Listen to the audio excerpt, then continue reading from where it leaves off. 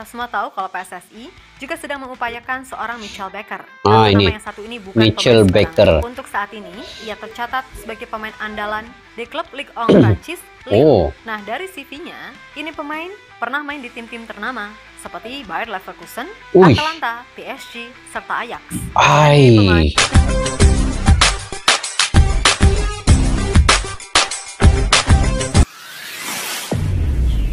Assalamualaikum dan salam persaudaraan, salam sepak bola. Selamat bertemu guys di channel Askalani Studio. Semoga kalian dalam keadaan sehat walafiat, sentiasa dimurahkan rezeki dan juga sentiasa sukses dalam apa jua yang kalian usahakan. Oke guys, saya sekarang ini tertunggu-tunggu juga Patrick Kluivert ini sebagai magnet kepada pemain-pemain diaspora yang lain yang kalau selama ini mereka masih memikirkan untuk bermain dengan timnas Indonesia. Contohnya kayak Jairo Redewell, Emil Audiro, kemudian Milano Jonadan. Dulu Ole Romeni ini juga masih berfikir-fikir untuk bergabung dengan timnas Indonesia. Tapi kini dengan kedatangan Patrick Kluivert nih, pemain-pemain yang lain, Jairo Redewell sudah mulai memikirkan kembali untuk bergabung dengan timnas Indonesia. Begitu juga dengan Ian Maatsen, antara pemain yang paling bernilai di Eropa, mempunyai nilai pasar yang tinggi. Ian Maatsen ini punya keturunan Indonesia dengan nilai pasarnya kini 500 miliar ke atasnya. Juga memikirkan sekarang ini untuk bergabung dengan timnas Indonesia karena di situ adanya Patrick Kluivert. Jadi benarkah magnet Patrick Kluivert ini bisa membawa pemain-pemain diaspora yang lain untuk gabung dengan timnas Indonesia? Oke, ini yang saya ingin reaksi pada hari ini. Penerus Tom Hayes sedang dibentuk. Honda kirim pesan positif. Mitchell Baker digas. Calvin buka suara. Oke, Baker ini pun salah satu pemain yang sekarang ini tengah berpikir ini. Pemain-pemain diaspora ini sekarang tengah berpikir ini untuk gabung dengan timnas Indonesia. Dan kalau ada peluang, mereka akan cepat untuk masuk. Oleh kerana ada Patrick Kluivert. Itu salah satu kenapa Patrick Kluivert ini diambil sebagai kepala pelatih kepada timnas Indonesia untuk menarik kepercayaan pemain-pemain diaspora yang lain. Tapi ini yang pemain grade A yang berkualitas tinggi lah, itu yang ditarik masuk gabung timnas Indonesia. Tujuan dia untuk matlamatnya lolos ke Piala Dunia. Jadi tanpa berbasa-basi, yuk kita simak video ini guys.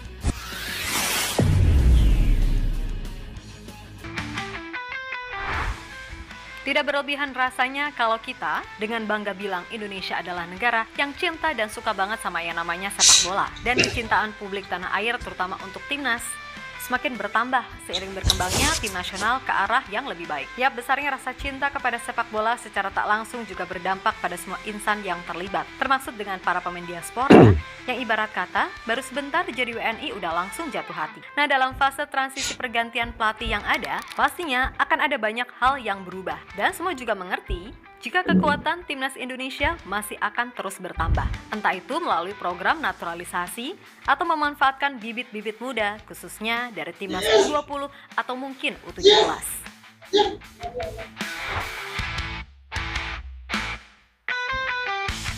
Jadi makin banyak yang ingin menonton dan tertunggu-tunggu bila timnas Indonesia ini main. Jadi apatah lagi sekarang ini dengan pelatih baru nih, semua tertanya-tanya bagaimana soal sepak bola. Mungkin semua pencapaiannya. Kalau Indonesia adalah salah satu negara yang fanatismenya luar biasa, yang mana itu bertambah ketika sekarang ini prestasi timnas Indonesia pelan-pelan udah mulai menunjukkan progres maksimal. Dan fakta juga membuktikan jika supporter Indonesia itu ramah banget. Gak percaya? Betul. Tanya deh supporter Australia, ini Jepang, sama Arab. Tiga tim besar Asia yang udah merasakan sendiri hangatnya sambutan publik tanah air. Memang mantap guys. Dan keramahan pada akhirnya hal itulah yang menjadi salah satu alasan mengapa Indonesia dianggap sangat spesial. Terlebih, supporter timnas Indonesia juga dianggap sangat loyal. Dan itulah yang benar-benar dianggap legenda timnas Jepang, Keisuke Honda, sangat spesial. Ya, bagi Honda adalah sebuah hal yang indah melihat loyalitas supporter yang tetap berdiri tegak sampai akhir meskipun timnya menderita kekalahan. Dan Honda benar-benar berharap ke depannya sepak bola Indonesia bisa benar-benar jadi lebih maju karena pada dasarnya progres itu nyata adanya. Saya pikir Indonesia punya potensi besar soal sepak bola. Antusiasme masyarakat terhadap olahraga ini benar-benar luar biasa. Namun, semua yang bercita-cita menjadi pemain harus memiliki impian. Lalu mereka harus berusaha untuk mewujudkan impian tersebut. Yang ingin saya sampaikan dalam kesempatan ini adalah soal mengejar impian dan bagaimana untuk mewujudkannya. Ucap Honda dikutip dari Football Channel.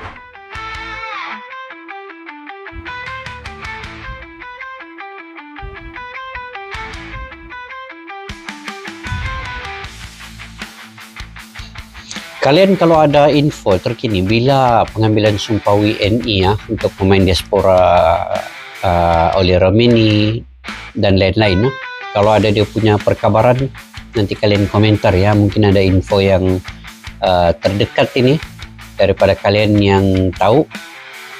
Nah, itu yang saya tunggu-tunggu juga sekarang ini oleh Romeni ini, bila dia ambil sumpah WNI ini. Yap, di luar itu semua, tentu saja untuk menghadapi tantangan ke depan yang semakin berat, salah satu hal yang perlu disiapkan adalah komposisi kedalaman skuad yang balance. Dan berkaca dari skuad yang sekarang, jujur aja rasanya masih ada beberapa lini yang masih harus diperkuat, seperti lini tengah dan juga penyerang. Memang kabarnya untuk posisi lini tengah kita akan kedatangan Jero Riedewald. Tapi perlu diingat, Tom Haye ini udah mau 30 tahun. Dan perlu juga penerus yang secara kualitas minimal mendekati dirinya. Dan sejatinya peran Tom di masa depan bisa dijalankan Ivar Jenner yang sekarang masih dalam tahap berkembang. Tapi apakah itu cukup? Terlebih Ivar pun juga butuh tandem seorang pemain yang bisa menjalankan peran ideal di lini tengah. Jero ini bagus tapi rentan cedera. Lalu Nathan Chuaon, jujur Mimin sendiri gak yakin dia bisa mengeluarkan potensi terbaiknya, mengingat secara natural ia adalah fullback, dan itu udah berulang kali terjadi. Memang di Piala AFF U23, Nathan bermain sangat baik sebagai gelandang, tapi di level senior dirasa masih kurang dan masih banyak hal yang harus dikembangkan. Dan itu benar-benar bisa dilakukan ketika ia mendapatkan menit bermain yang cukup di tim. Masalahnya kan enggak. Nah, dari semua opsi, nggak sedikit yang mengusulkan nama Welber Jardim. Pemain 17 tahun yang kini bermain di tim junior 17 tahun ya? Yap, Welber secara bakat, ia memang terbukti sangat potensial. Gak cuma mahir sebagai fullback, ia juga tampak terampil ketika bermain sebagai gelandang. Nah, jika Welber bisa konsisten menjaga formnya, maka bukan tidak mungkin seandainya Indonesia lolos ke Piala Dunia 2026, Welber mungkin akan dibawa coach Patrick untuk menjadi salah satu bagian tim. Dan di masa depan, Welber mungkin adalah tandem yang sempurna untuk seorang Ivar Jenner. Tapi ya kembali lagi, sabar. Semuanya butuh proses, kan gitu. Benar. Yang pemain U20 lagi si Jens Raven juga mungkin punya potensi yang bagus, tapi masih lagi perlu berkembang, menampilkan yang lebih baik lah selepas ini Jens Raven ini. Tapi dia tidak dipanggil hari itu di Piala AFF oleh Sinteyong. Sayang juga kan, kita mau tahu dia punya bakat tuh. Di sisi lain, kita semua tahu kalau PSSI juga sedang mengupayakan seorang Michel Baker. Ini yang satu ini bukan Michel Baker. Untuk saat ini, ia tercatat sebagai pemain andalan di klub Ligue 1 Prancis, Lille. Nah, dari CV-nya, ini pemain pernah main di tim-tim ternama seperti Bayer Leverkusen, Atalanta, PSG, serta Ajax. Ini pemain turut menjadi bagian ketika Atalanta menjadi juara Liga Eropa musim 2023-2024. Selain mantap itu, ia juga pernah meraih beberapa trofi domestik bersama PSG. Intinya, ini pemain sangat-sangat top jika nantinya bisa bergabung ke timnas Indonesia. Betul. Begitu, Pak Erik menjelaskan kalau sejauh ini proses yang paling dekat adalah oleh Romeni serta Jairo. Untuk masalah Baker, berkas-berkasnya masih dipelajari lebih lanjut. Kalau ditanya mau, ya udah pasti PSSI mau banget kan gitu. Boleh, insya Allah proses surat menyuratnya sudah lebih advance dibandingkan Jaro Riedewald. Kita juga sedang meng-approach Jaro Riedewald untuk gabung juga ke tim nasional. Tapi apakah keburu di bulan Maret kita lihat dulu gitu. Tapi kalau Baker kita sudah cek agak sulit karena sulit kan sesuai dengan regulasi FIFA, yaitu ibu bapak atau kakak neneknya. Kita lagi masih mencari suratnya, tapi belum menemukan surat dia qualified sesuai aturan FIFA. Sayang loh. Ya. Maunya sih mau, bagus, tingginya 189, bisa main midfielder juga. Wih, kalau dapat Sementara itu itu, guys. mendengar kabar ini, pasti banyak yang berpikir Memang. apakah Kelvin Verdong akan tergusur. Mengingat Michelle Becker juga merupakan seorang bek kiri. Nah, sejatinya Kelvin sendiri bukan tipe orang yang minderan atau nggak takut bersaing. Sebab semakin oke saingannya, maka dia pun juga makin terpacu. Dan situasi ini pernah kok dihadapi oleh Kelvin di level klub ketika dalam beberapa pertandingan ia ditaruh di bench dan posisinya diambil oleh Thomas Owejan. Namun ketika itu Kelvin nggak banyak ini itu, pokoknya diam dan buktikan. Karena menurutnya, ia hanya perlu melakukan yang terbaik, maka setelah itu pelatih yang akan menentukan. Dan terbukti, kini Kelvin kembali mengambil alih posisi inti di NEC Nijmegen. Dia pemain bagus, tapi kami di sini bukan hanya untuk saling memuji. Saya harus membawa agresi itu ke setiap pertandingan, bahwa saya datang ke duel, terkadang mendorong seseorang atau agar pemain lain juga mendapatkan lebih banyak energi. Tegas Kelvin, dikutip dari Forza NEC. Oke guys, sebenarnya pemain-pemain diaspora timnas Indonesia pada saat ini ya, sebenarnya sudah mampu untuk membawa Indonesia ini lolos ke Piala Dunia. Kalau melihat secara talenta mereka, kondisi-kondisi pemain, kemudian lihat juga daripada segi stamina, cara mengawal bola, hantaran-hantaran pendek, kecergasan, kebugaran mereka itu. Kalau saya melihat semua itu kan, di pemain diaspora ini, ada semua kriteria ini. Hanya tinggal menyusun strategi yang baik dan juga mungkin taktikal yang sesuai keinginan mereka, yang mana mereka bisa untuk diaplikasikan di lapangan nanti. Jadi mungkin dengan kedatangan Patrick Kluivert ini, semua kriteria-kriteria yang tadi, ciri-ciri yang ada pada pemain ini mungkin dapat diimplementasi di lapangan. Sebab itu Bapak Erick Thohir mengambil cepat Patrick Kluivert ini untuk supaya pemain ini semua dapat beradaptasi dengan lebih kompak lagi, lebih ekstrim lagi di lapangan nanti. Jadi sistem menyerang kan ala-ala Belanda ini, menyerang, position ball, kawalan bola baik, kontrol permainan, menyerang lagi. Itu esensi yang ada pada pemain-pemain Belanda ini sebenarnya yang perlu di push cara permainan mereka. Jadi kita lihat nanti guys ya.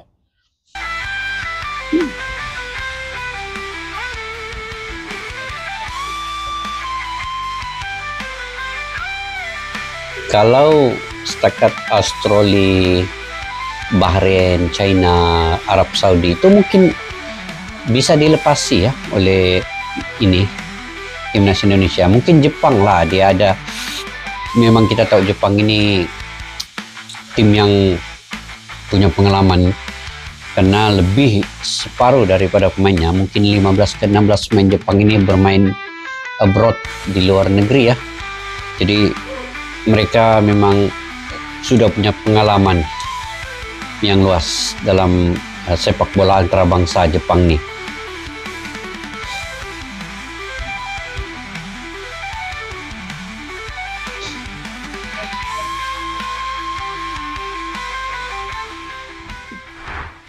Ya, terlepas dari apapun, pokoknya kita harus tetap menjaga situasi tetap positif.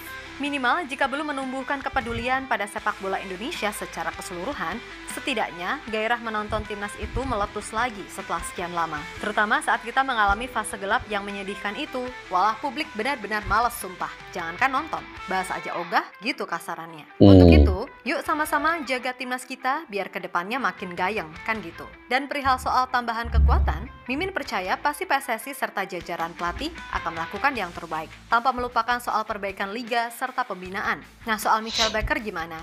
Ya udah, pada akhirnya semua kembali ke keputusan pelatih. Tapi melihat kemampuan Becker yang juga sangat oke sebagai winger ataupun midfielder, bukan tak mungkin ia akan memainkan peran tersebut. Dan posisi bek kiri tetap akan diisi Kelvin Verdong, yang memang penampilannya di timnas nyaris nggak pernah mengecewakan. Intinya, dah percaya aja kepada Pak Erick ataupun jajaran pelatih. Pasti semua keputusan yang diambil demi kemajuan timnas.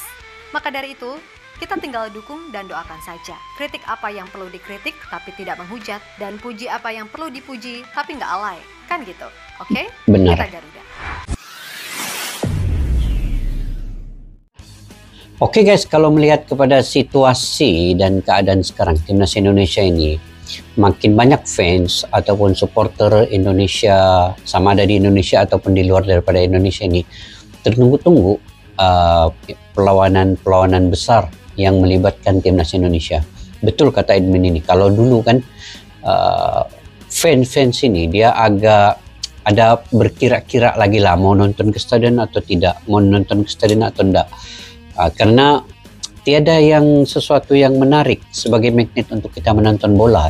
Tapi kini, saat ini ya, Indonesia ini bukan saja dia punya fans sendiri yang ada di Indonesia itu, malahan kami di luar daripada Indonesia, di Malaysia juga tertunggu-tunggu. Media-media di Malaysia juga sekarang ini ya, media sosial tidak kira lah di mana, Facebook, YouTube, TikTok, semua banyak membahaskan terkait dengan perkembangan sepak bola Indonesia. Karena mereka tidak expect terlalu tinggi dengan Indonesia sekarang yang begitu cepat untuk ingin lolos ke Piala Dunia. Jadi kita expect Indonesia ini bisa lolos dalam 2030 lah. Tapi sekarang ini peluang ini besar sebenarnya untuk timnas Indonesia lolos di tahun 2026 ini. Dengan melihat segala kekuatan material yang ada, Indonesia ini memang bisa lolos. Sekarang ini kalau dari segi pemain, kepelatihan, ke pengurusan di PSSI, semua sudah di tahap level yang memang tidak boleh dinafikan lagi. Segala pengaruh kekuatan apa adanya, pengalaman, semua ada. Sekarang ini hanya tinggal membentuk taktikal dan lolos ke Piala Dunia. Itu yang sekarang inilah saya punya ekspektasi begitu guys. Indonesia ini melihat dari materialnya memang bisa challenge dengan China, dengan Bahrain, Australia pun mungkin ada kejutan bisa menang di Australia main di Sydney nanti. Karena kalau melihat kepada pengalaman pemain yang ada sekarang, ditambah lagi dengan amunisi baru di bagian lini serang, Jero Redewell, Ole Rameni, kemungkinan Ian Martin Baker dan lain-lain lah yang mana dapat diambil Sumpah WNI-nya. Semoga saja kita doakan secepat yang mungkin dan dapat bermain sebelum laga Maret ini. Semua selesai sudahlah dia punya Sumpah WNI. Jadi hanya tinggal main lawan Australia, lawan Bahrain 20 Maret, 25 Maret nanti juga di Sydney dan juga di GBK. Itu kalau menanglah lawan Australia, saya punya ekspektasi menang itu tinggi ya di Sydney nanti. Mereka Indonesia ini dapat kalahkan Australia. Tidak kira lah mungkin menang 1-0 pun, yang penting kemenangan. Melihat kepada kondisi pemain, Indonesia bisa menang. Saya punya prediksi pun menang tipis, mungkin 1-0, 2-1 begitu. Jadi kalau itu dapat dilakukan di Sydney, Australia, sudah tentu semangat dan motivasi pemain main di GBK lawan Bahrain nanti akan lebih tinggi lagi, mungkin 200%, dan pasti akan buat yang terbaik melawan Bahrain ini. Karena Bahrain kan kemarin main di Bahrain itu dicurangi oleh wasit Ahmad Al-Kaf tuh. Jadi main di GBK ini akan dibuktikan bahwa Indonesia betul-betul dapat bisa mengalahkan Bahrain ini.